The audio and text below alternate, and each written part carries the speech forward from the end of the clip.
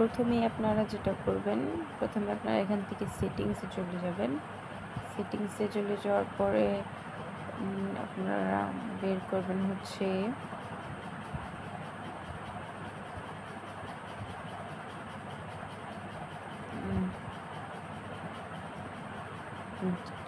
Digital wellbeing and partner controls, এইটার মধ্যে একটা চলে চাপ দিবেন।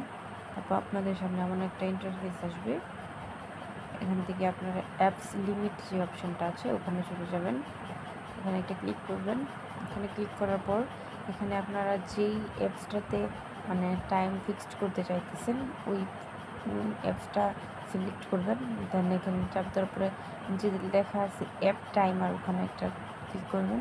ক্লিক করার পর এখান থেকে আপনারা আপনাদের ইচ্ছে মতো টাইম সেট করে নেবেন। আমার ইচ্ছে হয়েছে আমি 30 মিনিট দিব, তো 30 মিনিট আমি দিলাম।